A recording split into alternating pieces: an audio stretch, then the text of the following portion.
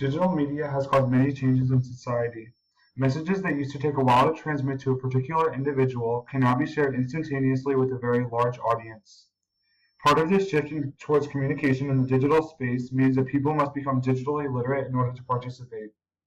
So what does it mean to be digitally literate? As we have discussed in class, there are various understandings of the idea of technological or digital literacy. One idea presented by Sidney Self is the idea that technological literacy refers to a complex set of socially and culturally situated values, practices, and skills involved in operating linguistically within the context of electronic environments, including reading, writing, and communicating. Technological literacy involves not only having the technical and functional skills and ability to use digital platforms, but also the cultural values, socially accepted practices, and implications of participation in digital spaces. Additionally, Self notes that technological literacy involves understanding and valuing the uses of common computer applications for generating, organizing, manipulating, researching, and distributing information, discourse, and texts. In my time in comm theory, I have increased my understanding of a variety of platforms that are used for generating, researching, producing, and distributing information. Among these platforms include Twitter, Zeit, Pocket, and WordPress. Twitter, Zeit, and Pocket are most definitely enhanced digital literacy because of how they support users' ability to read, write, and communicate within the digital space. Specifically, Twitter is a great way for users to use their voice to communicate whatever it is they want to communicate. According to David Silver, tweets can be thin, or sometimes meaningless, or thick, which are often more insightful with hyperlinks to interesting content authored by themselves or others. As you can see from my tweets, many of them are thick tweets. Rather than posting mainly thin, sometimes meaningless tweets, I post more meaningfully. I work to add hyperlinks and valuable insights from course readings. This demonstrates how being digitally literate can help you engage with people in the digital space. Being digitally literate has helped me gain a number of followers through the duration of this course. An important aspect of effectively communicating within the digital space is posting content that people will find interesting and engaging.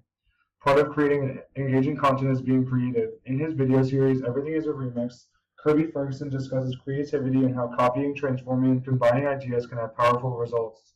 He explains how the most dramatic results can happen when ideas are combined. Inventions such as the light bulb, printing press, and assembly line came about from copying, transforming, and combining. Class discussions further supported this idea that a more collaborative idea of creativity. Throughout the semester, I use this process of copying, transforming, and combining in my blog posts.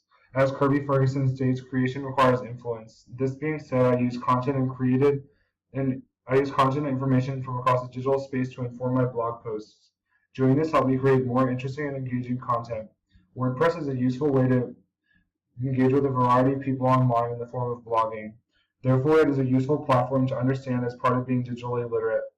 As you can see from my blog posts, I used sources such as Men's Health and other blogs to inform the types of things that I wrote about. For instance, in this blog post, I featured ideas from Muscle and Strength and James Fell from Men's Health. I also linked to a quiz from bodybuilding.com to help readers figure out what body type they are, which was the main point of the post. I followed the steps of copying and transforming in this blog post to create a more interesting post than I could if I was just ranting about exercise. First, I found content online that I thought was interesting.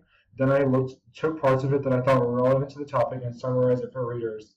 Thus far, that means I have copied and transformed. Next, I combined ideas from the two posts, added a link to the spit quiz, and added a spin on my ideas to finalize the blog post. Other platforms that enhance my digital literacy include Zeit and Pocket.